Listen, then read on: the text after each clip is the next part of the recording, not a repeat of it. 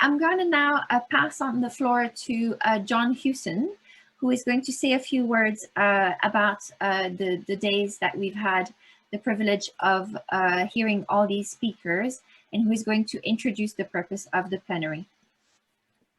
Well, thank you very much, Olfa. Yes, look, it's been a fascinating 2 days as far as I'm concerned. Some excellent presentations on a number of the key elements of the challenges that face the future of humanity. And I thank everyone for the constructive way in which they've actually addressed these issues.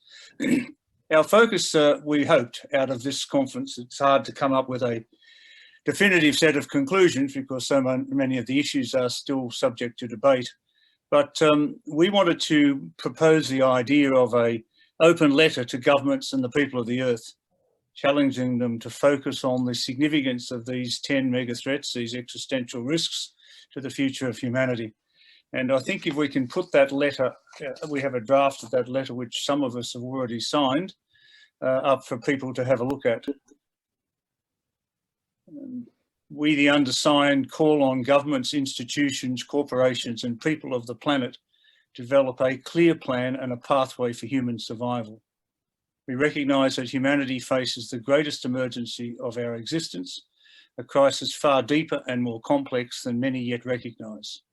The emergency comprises catastrophic risks, including resource scarcity, ecological collapse and extinction, global overheating, food insecurity, weapons of mass destruction, global poisoning, pandemic disease, population overgrowth, uncontrolled new technologies, and widespread apathy and delusion. Many voices have raised concern about these threats, and we add ours to them. These risks are all interlinked. None of them can be solved in isolation. However, they can be overcome with universal cooperation, goodwill, and determination. No government yet has a plan for dealing with this dynamic cycle of risk that endangers our civilization, our children's future, and our planet as an ecosystem and home for all species. We here call on them to develop one urgently. We also urge worldwide discourse, planning and action now to address all of these risks together in ways that make none of them worse off. We call on a fairer, safer and healthier and more sustainable future for all people of our planet. And we would urge that you, as all participants in this conference, be willing to sign this open letter and then, of course, distribute it through your various networks and see if we can mount a significant global exercise in signing support for this sort of an approach.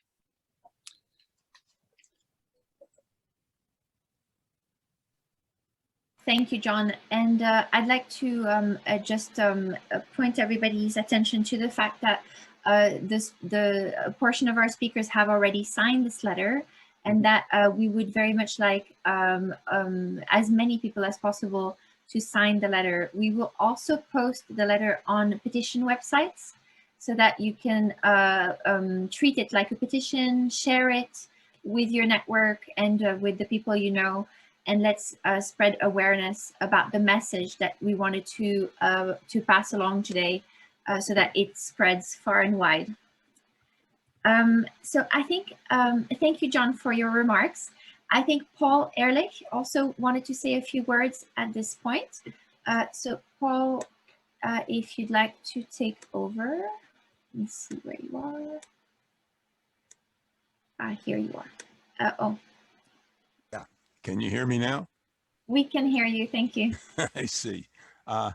First, I want to say I've been thrilled by the series of papers. I've listened to all of them and almost all the discussion, and I think you've all done a remarkable job. So that's for a starter. Sorry, what happened? Professor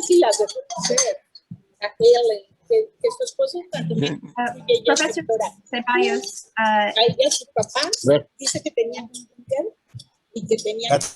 can somebody mute him? Thank you. I did. Apologies, Paul. Hello? Yes, go ahead, Paul. He's muted. He's still muted. Yeah. He has to unmute himself. Okay.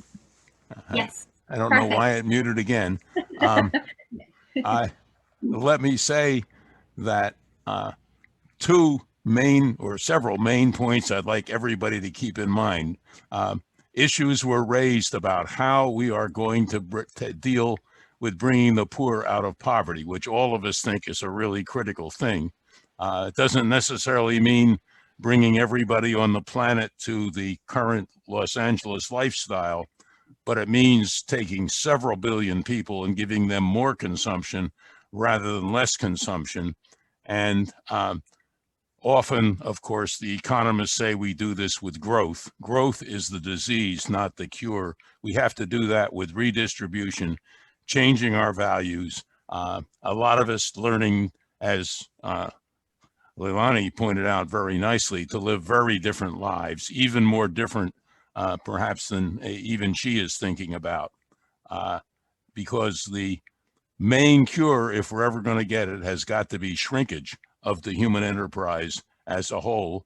And one of the things that thrilled me more than anything else about the program is how the young people, like Jane and Leilani, are coming along and saying the proper things about population. I would not have disagreed with a single word either of them said about the population issues, including the spherical stupidity of the argument that we can't afford to have the population age because the only alternative to that is have it to grow to infinity. That was very, very cheering to me. I should point out, however, on most of the issues we're dealing with, we're often dealing with politicians that are not just going in the direction of growth as a cure rather than as the disease, but also in working very hard. People say, oh, governments can't get involved in promoting family planning because it's too personal. Well, the United States government, particularly state governments, are highly involved right now in dealing with personal issues of reproduction. And we have, as most countries do, a long history of not only telling you who you can sleep with, but also what positions you can use. So the idea that family planning can't be promoted by governments is one more nonsensical idea we're going to have to do away with. And I think the only other thing I want to emphasize is we're in a period of growing racism and sadly in a war against women and so on, and fixing all of those things are going to be necessary to get the cooperation and the right minds working on solving our problems. And so finally, I just want to thank all of you for your participation, your patience over a rather long symposium, particularly to Julian and his gang for setting the whole thing up, and for my dear close colleague, Joan Diamond, for collaborating in that. Joan is great at herding snakes. She has a lot of experience doing things like negotiating with the North Koreans for a nuclear-free Northeast Asia. So she has experience for dealing with people like us, and she tends to keep me in line. Anyway, thank you all, and have a great plenary now. Thank you so much, Paul. Really, really fantastic to have you here today with us. So I'd like to kick off the plenary by asking a question which came from Mike Hanauer, who asks if we think that the focus on climate change is obscuring all other issues. And I would like to ask all the speakers first to perhaps express their view on this matter. Olfa, may I comment? Yeah, sure, of course. Oh, and I should say, nobody has to ask before speaking. Just go ahead. This is a debate. It's a plenary. Yeah, basically, we organised this conference because we were concerned that the media, in particular, and to a lesser degree governments, is totally focused on climate. Now, we are not saying that climate is unimportant. We're saying it's terribly, terribly important. But there are all these other joined up issues, and they require equal weight. And even if we fixed the climate problem tomorrow, we would not fix the other 9 problems, the other 9 mega risks. And we would still be in a heck of a lot of trouble as a species and a civilization. So the point about the conference and the message that we're trying to drive out of here is we've got to fix all of this. It's all down to human overpopulation and overconsumption. It's down to our, the fact that human money is a figment of the human imagination, and there's more of it than there is planet, and we've got to fix that. So the message, the overriding message that we're anxious to promulgate is, let's fix all of this at the one time, rather than making individual problems worse by trying to fix them piecemeal. Amen. Thank you. Anybody else wants to add to this, or shall we move on to the next question? I'll move on then. So throughout this conference, one thing has really struck me, and that is the level at which we can affect change. So there have been, for example, examples through Leilani's talk of individual commitment to change and leading by example. There have been interesting examples of community-led change that came up during, for example, Peter Glick's talk about the different possible management of water. There has been a talk about corporate responsibility and the ability to affect change in Dr. Naidu's talk about contamination and how they need to take responsibility for the cleanup of the mess they created. We've also talked about regional and community change that could be possible.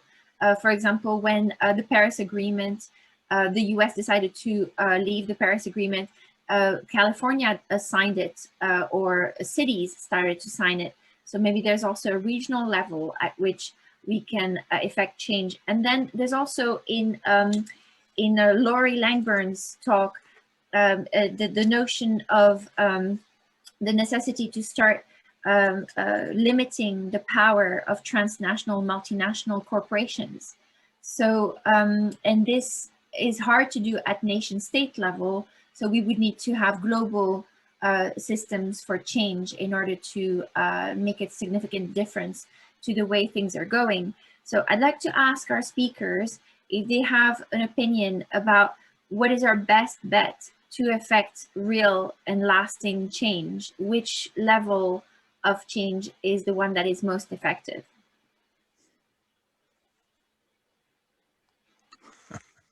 We could go back to Thomas Cromwell's days. I think heads on pikes is a very effective way of getting change.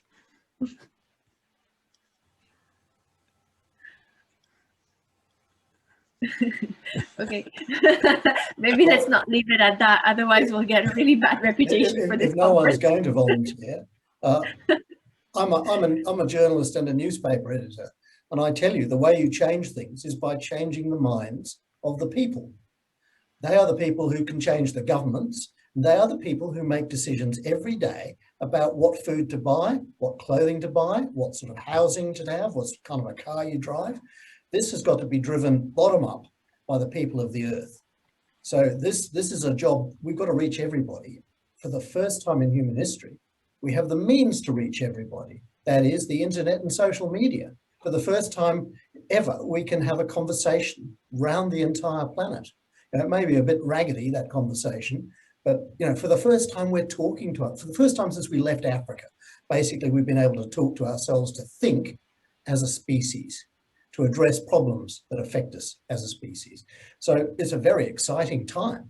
As Leilani and others have pointed out, this is the time of the greatest challenge and the greatest opportunity, but it's also the greatest danger. And we have to encourage people to change institutions, because institutions play a huge role in this. It's got to come from within. John Hewson and I believe, were once involved in trying to get University of Technology in Sydney to change with Graham Pike, but we sort of missed. And Stanford is going in the wrong direction, trying to develop a school of sustainability and climate, making the mistake that this whole symposium is trying to correct. Leilani, you emphasize the significance of this tipping point in terms of the strength of an idea at 10%. I'm not sure what the number is, but can you speak a little more about that sort of thinking I mean, it is difficult when you have such strong vested interests against change, a political process that's intent on being short-term and opportunistic and not worrying about longer-term structural issues and challenges. The difficulty that people have, in your words, uncomfortable conversations. I mean, there are layers of the problem. How do you generate enough momentum to actually start to drive significant change? And that's a concern that I've had for a long time. But Paul uses the example of universities. I mean, they're supposed to be the source of much of the independent thinking for change in the world, yet they've become so intransigent in Australia in particular. So I do think that there are these institutional blockages to getting an idea up and getting it widely supported. In this country, in Australia, we have surveys of over the years of 60–80% of people demanding direct action from government on climate. And the government has a tin ear. It has a complete tin ear. And this is unfortunately a global phenomenon.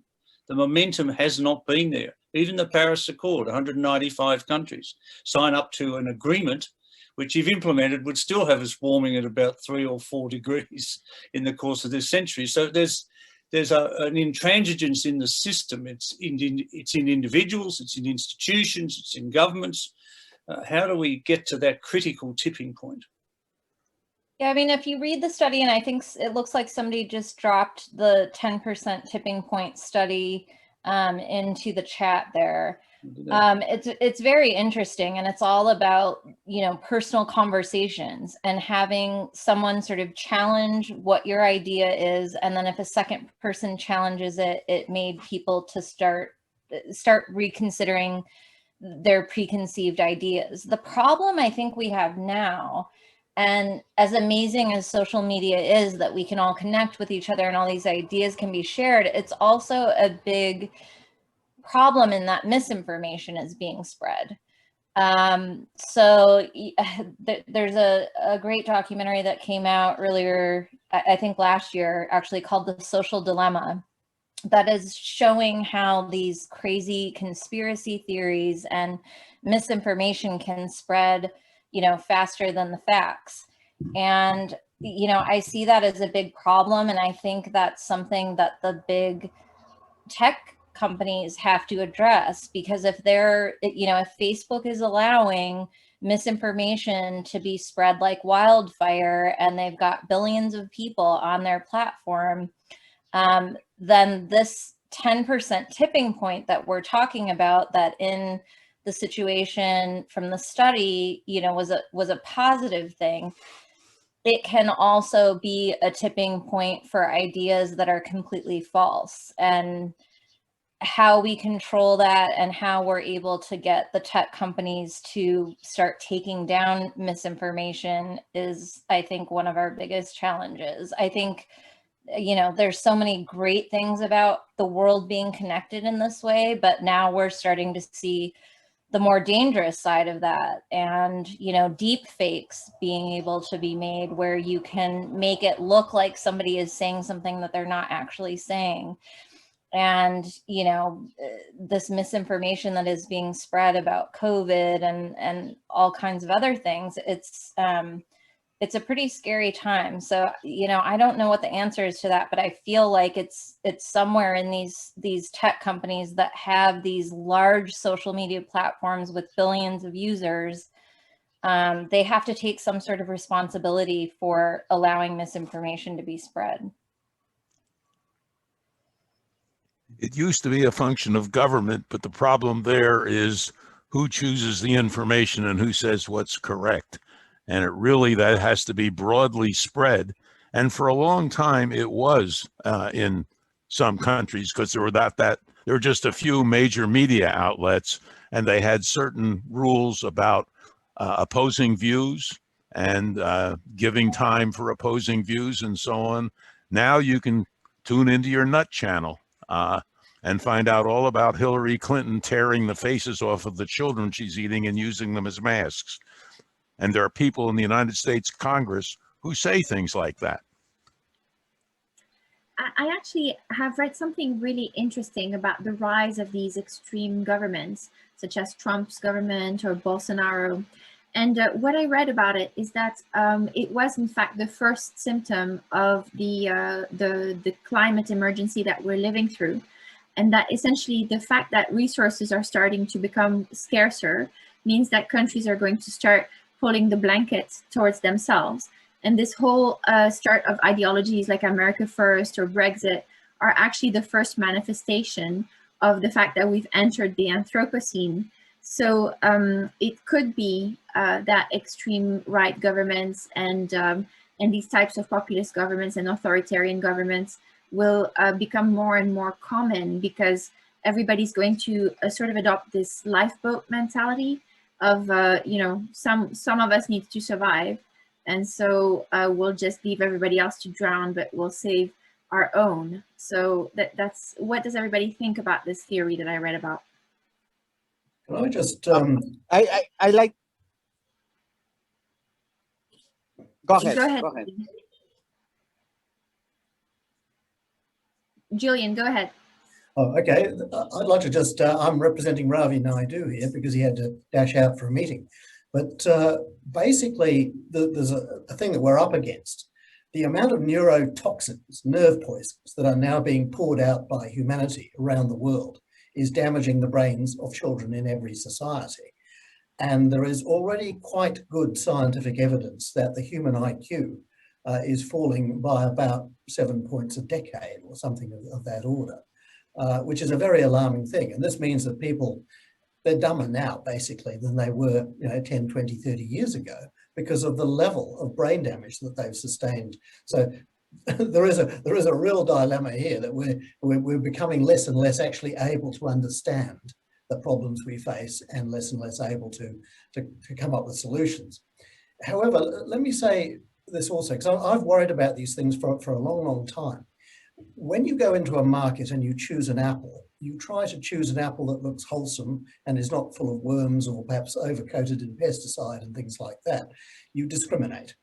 And what we have to do really is to teach people who use the internet to be good consumers of the internet. I mean, it's like any other product. There are good products and there are bad products, and you've got to learn the difference.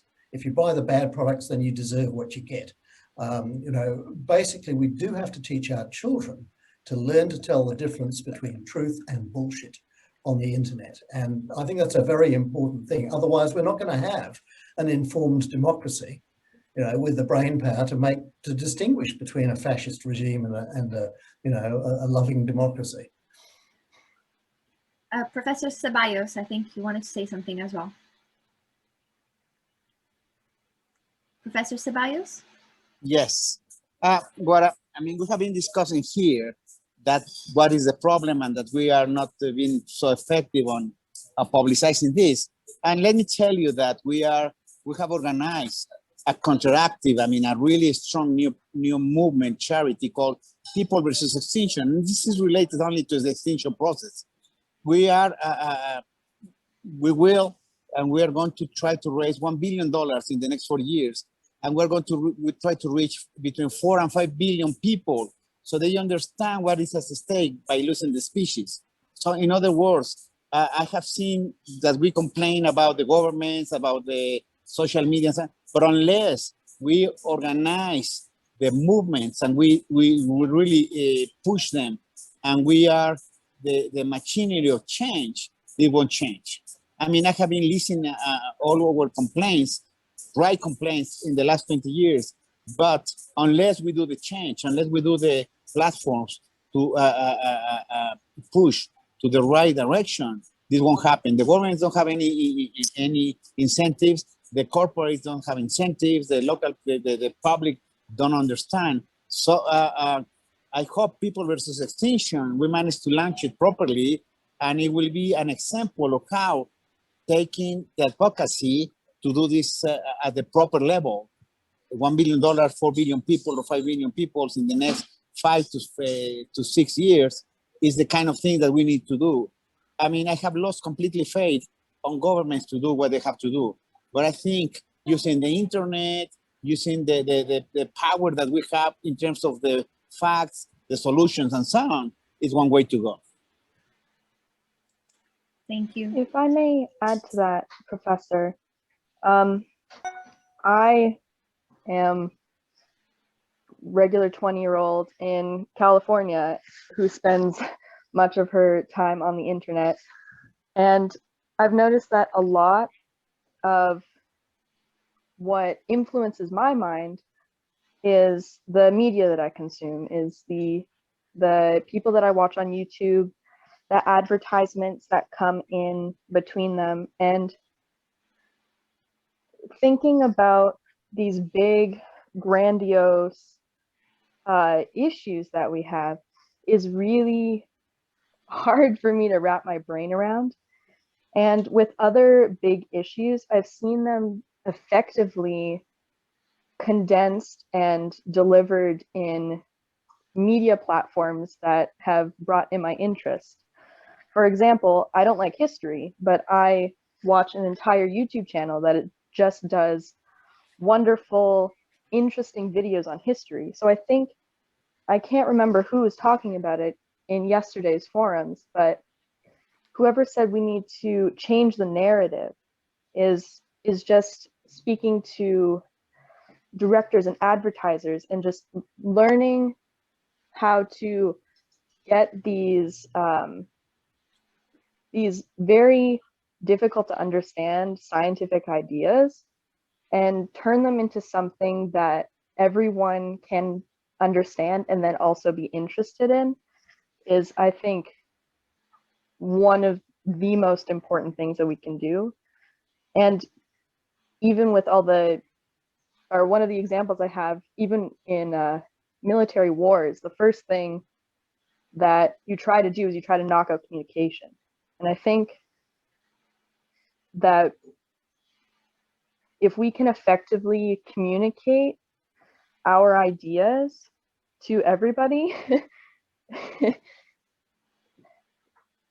because we can have the best ideas in the world, but if nobody knows about it, then what's the point? We're just yelling into a void. And I've had the privilege, one of my professors at Moore Park College gave me the link to this conference, and I've never been to any conferences of this sort at all, but just the information, and we need to get the information to people is, I don't know what else to say on that point. Look, we're social animals. Get involved with a group. Go to mahb.stanford.edu and find yourself a group to work with. You know,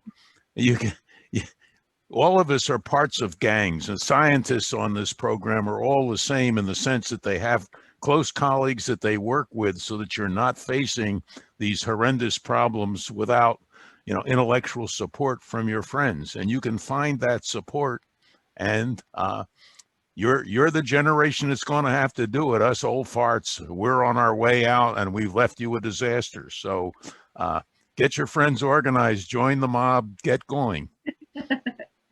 I understand that with me being able to trying to connect to people, but we need to get to people who aren't interested in this. And I think media outreach, advertising, like what we did in this last election that got everybody so excited about voting, if we can do that, but with climate change, we can really get something going, I think.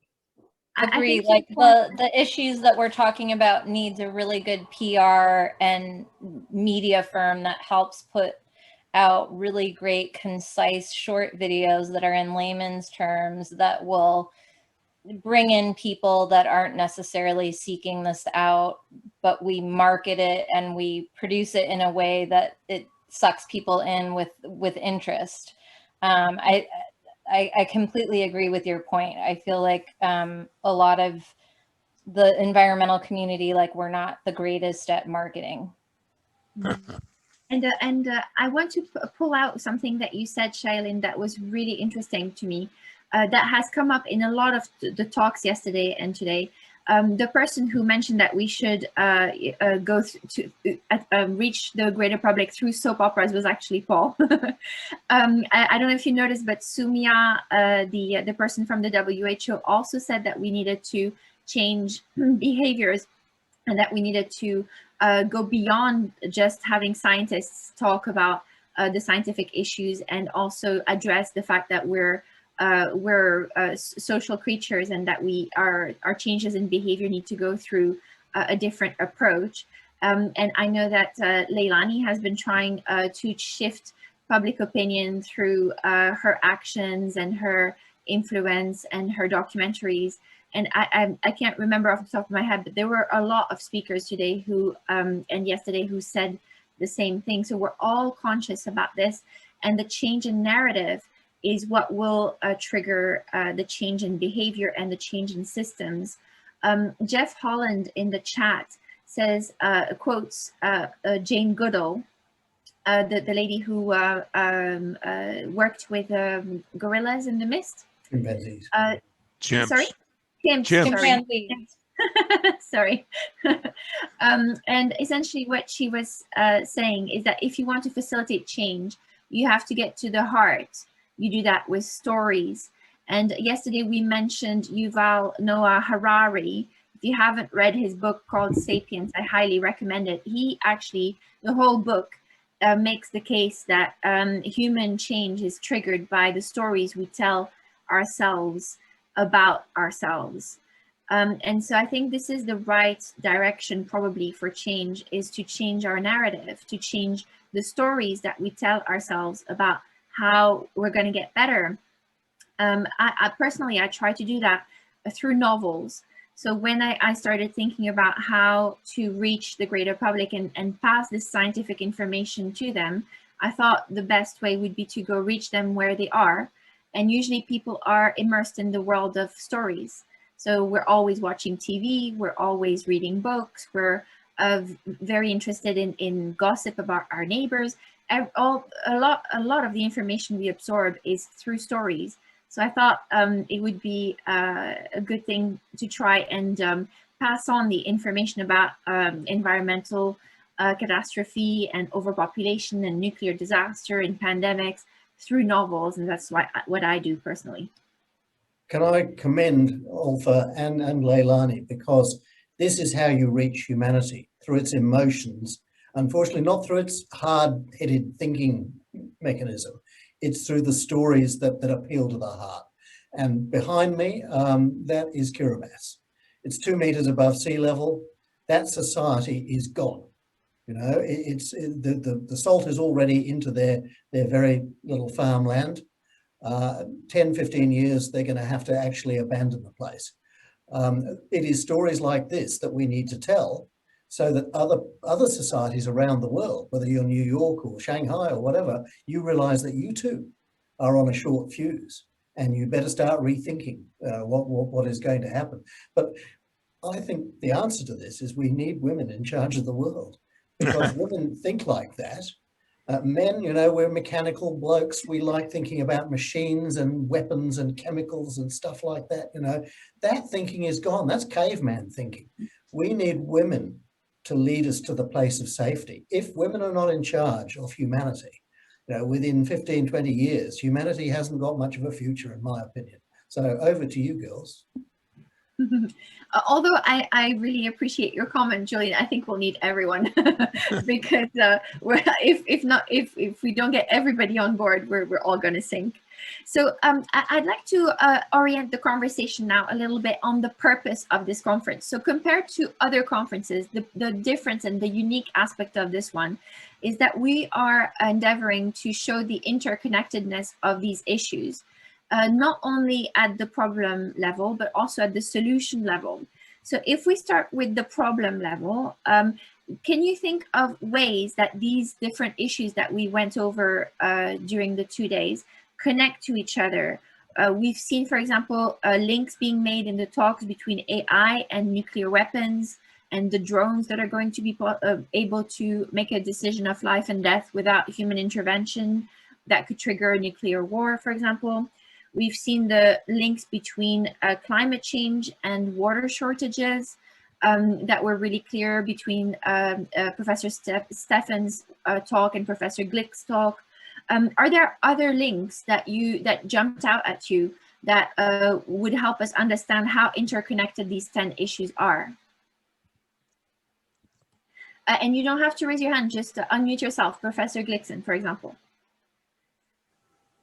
You don't need me to unmute you. You can unmute yourself. Thank you very much. I wanted to make 2 points. One is, it is actually women and children who seem to be leading the movements. And I'm thinking about Greta Thunberg, of course, this little girl who started up a global movement. I'm also thinking about Leilani. I was deeply moved and impressed by Leilani's talk. Right through history, it's men who started wars and it's women who kept the species going by giving birth. We have to recognize this fundamental difference between men and women. A lot of men go to war and kill. Women give birth and nurture life. The other point I wanted to make is there have been comments about climate change being or not being the priority.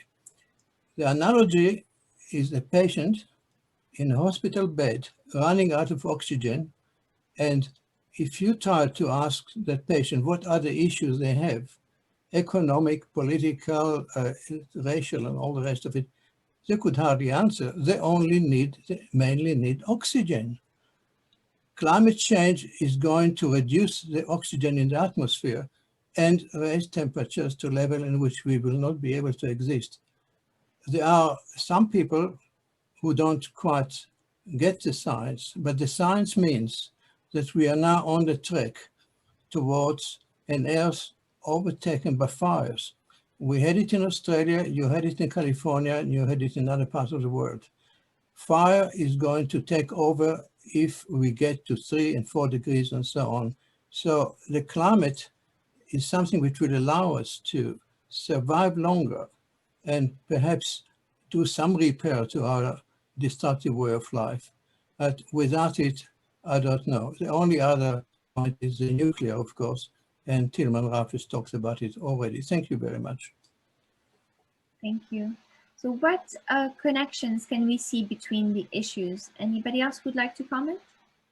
Tilman, if I may just briefly jump in. I think for me, one of the obvious ones is the nexus between climate and nuclear weapons. I mean, nuclear weapons are a climate issue, and the climate is at fundamental risk in 2 directions, one from uncontrolled heating and the other from an abrupt ice age conditions induced by nuclear war. So there's a very strong link there, and also the whole issue of food and water security is very central in that, because while most of the acute casualties, the acute casualties in nuclear war would be largely from fires in urban areas, and the long-term casualties would very much be from nuclear winter and nuclear famine. So food and to some extent water are also crucial in those. So I think there's some very powerful linkages there. I was actually heavily involved in the nuclear winter business, working with the Russians. And the thing that stuns me is at the time, there was at least one movie in the United States and considerable interest turned towards the nuclear winter issue. We thought we had really accomplished something, got a lot of publicity, had a huge meeting, and worked very closely with the Soviets at the time on it and with their military. And yet now, when the situation is more desperate, it's hardly noticed by anybody. I wish I could say I understood that, but maybe it's one of those things that just has grown so slowly that people have not had it brought to their attention enough. I thought your talk was wonderful for doing that. I hope it gets spread all over the place. Bill Perry is a friend of mine, and he's been working very hard at that, as did George Shultz before he died. But it's been hard for them to get any traction in the overall press, and I don't really understand it. Thanks very much, Paul. I think it's actually, in large measure, actually deliberate, that the governments and large bureaucratic, military, commercial vested interests, the whole sort of misplaced toxic masculinity and sort of nation state projection of power and technological prowess that's embedded in this whole nuclear thing. There's a very powerful constellation of forces that are actually actively denying and obfuscating the problem. I mean, you would think that when the work was first published now, 15 years ago, that showed that even a relatively small regional nuclear war in one part of the world using less than 1% of the global arsenal could make everybody starve around the world, put billions of people at risk. You would think that that would have every government in the world commissioning their national academies of science and medicine and their national research organizations to check the veracity of that work and see what the implications were for plausible scenarios of nuclear war for their population, their food and water security. No government has actually done that, not one. Frank von Hippel managed to get into this year's defense budget in the US a mandate for the National Academy of Sciences to actually review this in the next 18-month timeframe. So that's an important breakthrough, but we need to tell these stories because there are so many powerful vested interests that actually are deliberately even refusing to look at examine the evidence, let alone address it. I agree that even the scientific community hasn't followed up as they should have. That Toon paper, there have been a few more recent things, but basically it was an absolutely crucial paper that really didn't go anywhere where it should have. And I'm delighted again that we're raising the issue. Could I jump in here? Sorry. I just want to jump in here for a second. On the connections, I think the key connecting thread in my mind is that extreme inequality is a social poison, and that it makes deep and robust and sustained cooperation almost impossible, and that in turn makes it very, very difficult to see the connections and the balance between the connections in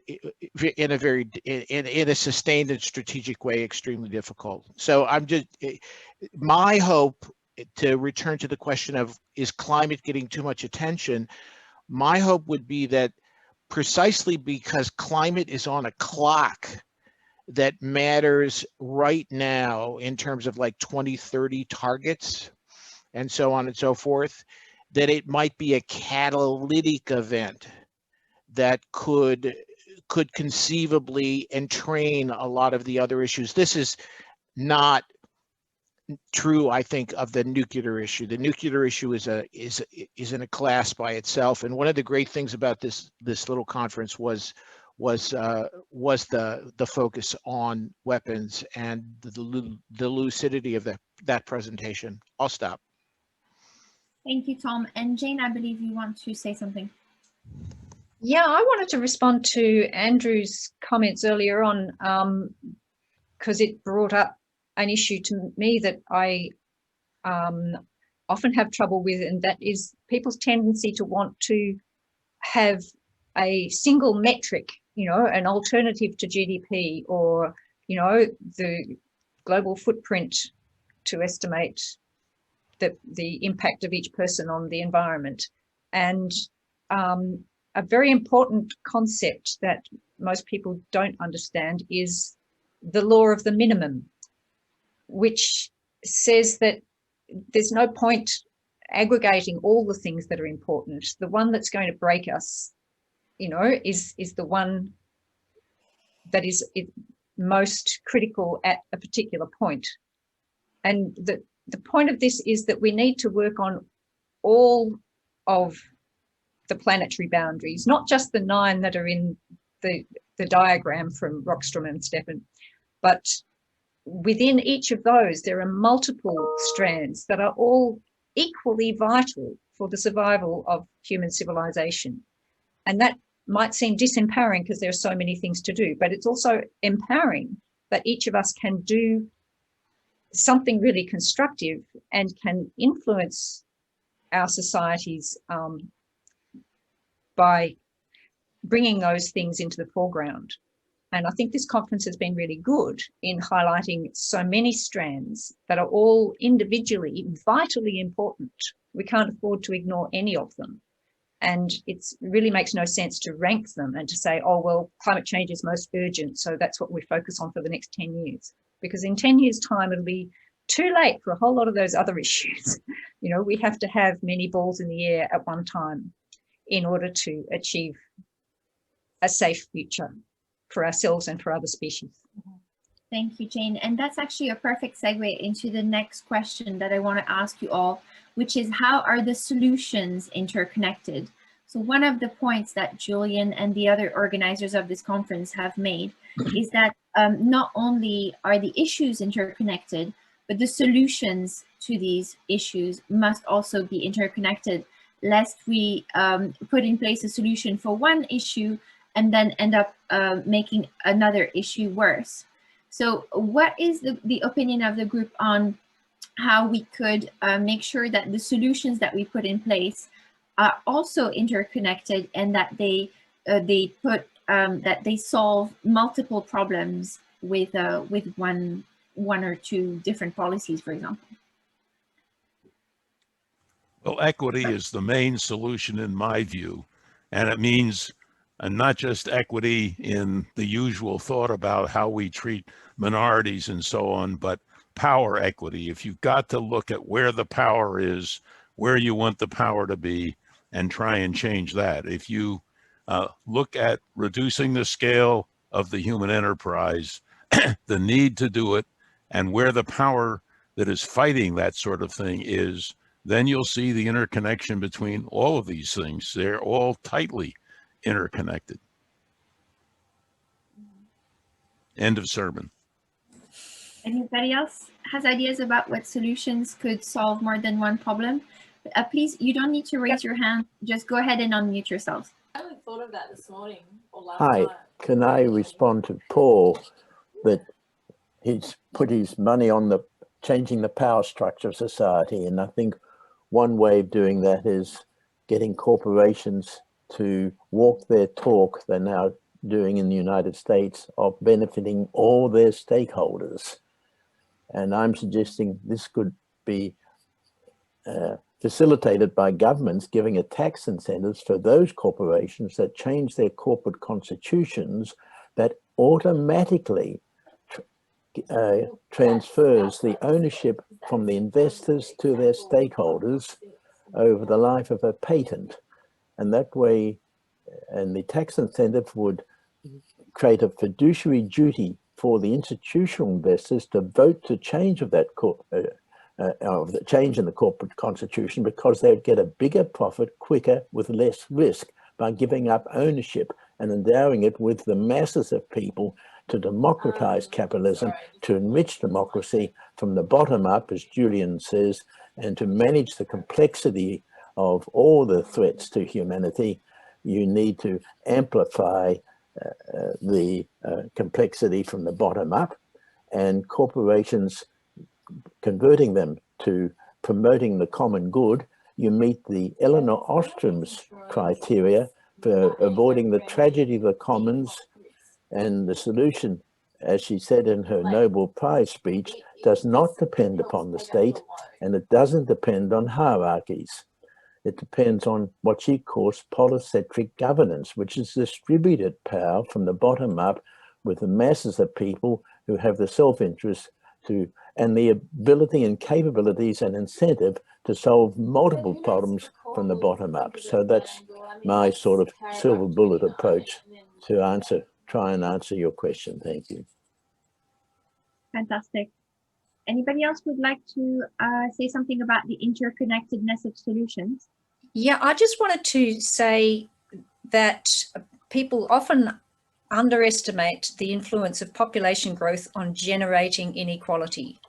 And it's often a pushback against any discussion of population, that it's disregarding inequality. It's quite the opposite. And I want to emphasize that for whatever motive that we do manage to reduce population growth, it undermines the power structure that gives so much political and economic power to big corporations. Because if they can't ensure the oversupply of labor, They can't capture such high proportions of profit. So the same in developing countries, if we are pursuing population stabilization for the sake of local food security or for the sake of local economic, poverty reduction, that's directly reducing the power of transnational corporations to exploit those communities. So there are systemic connections between ending population growth and achieving greater equality and stronger democratic structures in the world. Thank you. An overall connected solution would be to follow Joel Bacon's writings on corporations and simply get rid of profit-making, limited liability structures, which, if they do the right thing, they just grow the economy, which destroys us. There's really good arguments for just getting rid of them. Same thing with business schools, by the way, who the latest critique of says they train you to take other people's money and put it in your pocket. We're struggling at Stanford to get rid of the business school. I've done that for years. For some reason, it doesn't work. I support Paul about the getting rid of the business schools, but not getting rid of the corporations, because they are a method of amplifying and contacting the world stakeholders. You need to work, you get down to the masses, and they have contact with the masses. So we'd use them as a transmission of ideas, power, income, equality, and democratic power to promote the common good. This gets to something that, can I speak? Yeah, of course. I don't want to interrupt anybody. This gets to something that I think may have been entirely overlooked in the last couple of days.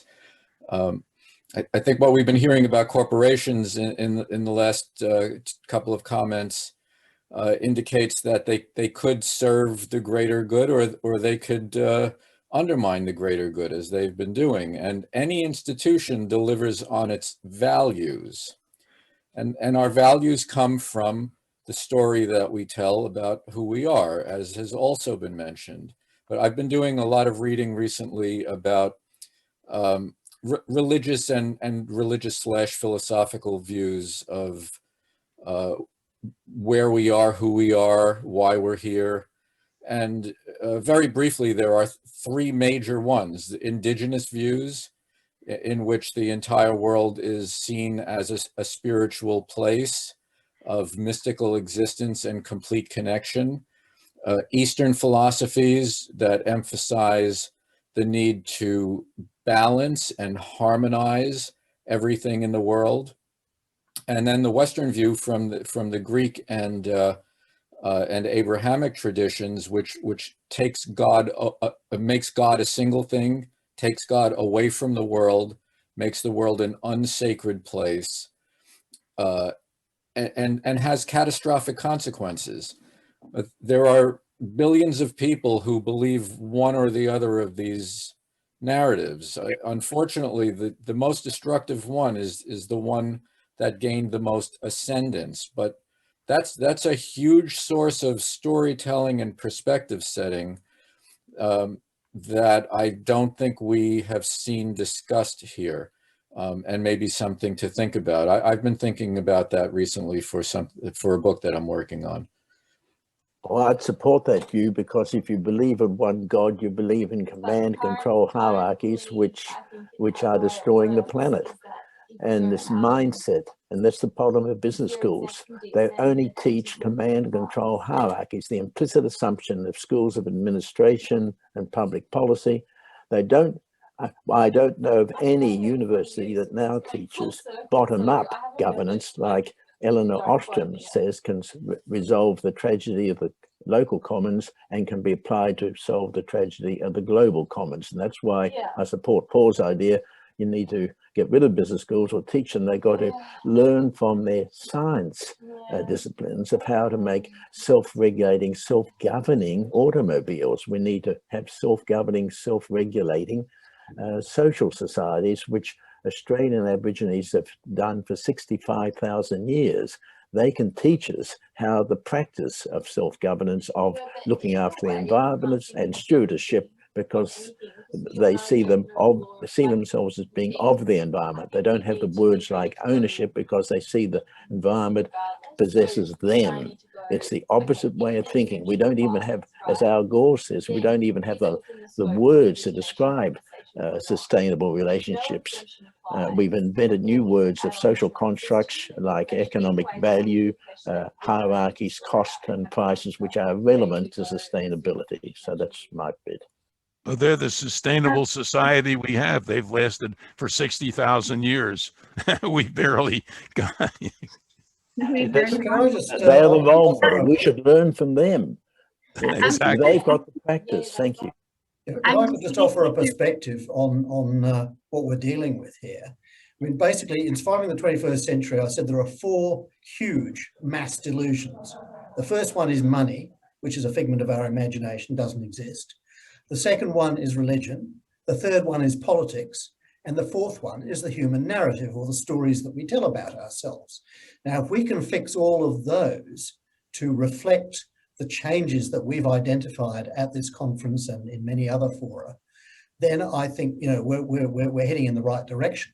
An example of somebody who is trying to change the narrative, and he's not the only example by any means, but Pope Francis in Laudato Si says basically, if you don't look after the earth, you know, it won't look after you, which is pretty good theology and it's pretty good ecology. So we need more religious leaders, we need more political leaders, we need more financial leaders, and we need more movie makers who are saying exactly that. So it's how we change these narratives to make them, and Olfa, of course, is an exponent of this, how, you know, changing with books, with every single tool at our disposal. And so, you know, I would encourage that. And let me just mention one thing that the Council for the Human, sorry. No, I just need to wrap it up. And in the spirit of passing the buck to the next generation and to the other gender, I think I'm going to ask Ashley to have the last word because she's been very active in the chat and she has a really interesting question that she'd like to pose. Hi. Okay, I feel that's a lot of pressure. I'm such a huge fan of everybody here.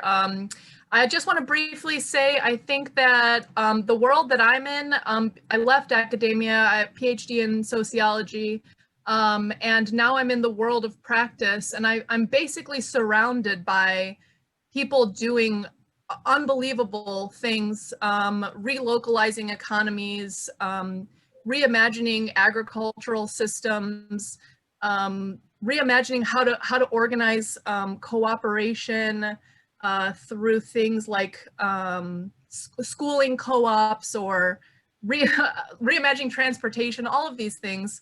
And I guess my message to everybody here would be to just maybe change the lens of the kinds of circles you're in, or at least expand them a bit, because if you open your eyes and see the way some of these things are playing out as potential solutions, even if they're not perfect or perfectly scalable or perfectly replicatable globally, that's okay too. I think there's a lot in the scientific mindset to think of solutions that are fully top down or fully replicatable or fully measurable. Whereas in my experience now outside of academia, there's so many people doing things that are unbelievably interesting and have huge potential. The way that I run my field school, which is I host American students here in Uruguay, and the work, the schooling is they go spend the day and work alongside agroecological farmers here in Uruguay. And then in the evening, we talk about sociology, and I try to explain it to them. What are they seeing? Why is this interesting? Why is this important? And even after a 10-day trip, these students are unbelievably changed and invigorated about the potential in understanding small-scale solutions. So anyways, I just think that there's a lot of really cool things happening out there, and I'll get off my soapbox. Thanks so much. That was Thank you. fascinating, Ashley. Thank you so much. So I'm going to end here because we're past the time that we wanted to finish this conference, and I'm sure there would be so much more to say. But the main thing is that we've now established the connections between us, and that you now know each other, and that you can get in touch after this conference. So I'm going to now pass the floor to Joan Diamond, who was one of the main organizers of this conference, who would like to say a few words. Well, just before passing, I think the mic for the final time to John, I want to emphasize that these are not competing problems. It's one interconnected, interdependent, incestuous challenge. And it's easier to think of it, for me, to think of it that way, rather than a series of problems when we sometimes fall into the trap of which one's more important.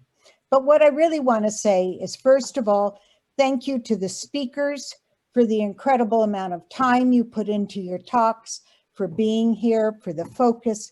It's a tremendous gift to the future, and I hope that we can honor that by getting it to as many places and the widest audience possible. I want to thank all of those who have been with us for the last 2 days. It was a weekend, and it was a lot of time, and you contributed tremendously to our understanding. I want to thank James Ansell, who might be invisible to you, but is not at all invisible. He has been the technical guru of this conference. And James, I think that soon you will be able to breathe again. Excuse me for that. And it really has been a huge task for him. And James, you've done marvelously for all of us. And finally, I'd like to thank Olfa, who, as you know, is our facilitator. She not only brought us in on time, kept us moving, kept us on track when we thought of going other places, but also ensured tremendous depth and brought research and thoughtfulness and preparation to every single conversation. And I know it's about midnight in the UK or close to it. And thank you, Olfa. You're very welcome. It was an honor. Thank you so much, Joan. So John, I think over to you now for the last few words of the conference. You opened it up, and so now we'd very much like for you to give us your closing statement. Well, thanks very much. Look, I just wanted to add my thanks to those that Joan's just uttered, to you, Olfa, to Julian and Joan in particular, with the enormous amount of work that was done to put this together, and to congratulate those behind the scenes that made it flow pretty seamlessly over multiple continents over a couple of days. I think it's a testimony to what can be done with technology. Look, it's hard to summarise what has been a very, very constructive discussion. We've had some significant expert contributions in so many areas. I just go back, I think, to Paul Ehrlich's suggestion that we have a survival revolution. The elements that you've all talked about are elements of what would be required to an effective survival revolution that would give us a response to these sort of existential threats. I'd like to see the open letter endorsed widely and globally to all governments and key institutions and to all residents of the planet, really, that we can make a difference, we can solve a problem. The point is it's now an imperative that we do, and we should be focusing on exactly what needs to be done. I like the concept of changing the narrative. A lot of emphasis has been put on that over the last few days, but the elements, I think, have been more or less addressed. So I just congratulate everyone for contributing so successfully to what I think has been a very worthwhile exercise. Thank you very much. Fantastic. So I'm just going to then thank everybody who has been participating over the last 2 days. Thank all the ones who have also watched the live stream as this conference was happening. And I also want to extend a word of thanks to all the people who are going to watch this video in the month and years to come. We hope that you found this interesting, that it will perhaps inspire you to look further into these issues, or that you will organize future conferences of your own. that you will reach out to the speakers to ask them for more details. And that we hope that most of all that this has inspired you to trigger change at any level, individual, in your community, by demanding change from your government, or any other way that you think would be beneficial to change on this planet. So before we end, I just want to make sure that you know that these videos will be made available to you on the websites of the organizations that are putting together this conference. You have them here. Sorry, my finger's disappearing. But here, the MAB, the Council for the Human Future, and the Common Home of Humanity. The three websites will have the videos. You will also be able to find the petition there. We would very much like for all the people who are watching this to sign the petition, which is the letter that John read earlier at the beginning of the plenary, because this is the way that we're going to spread the word about what we propose here to the governments who could make a difference in implementing change. So if we could circulate that petition, that would be very helpful. So thank you very much, everyone, for this commitment of time and for your enthusiasm for change and for caring. Thank you and goodbye.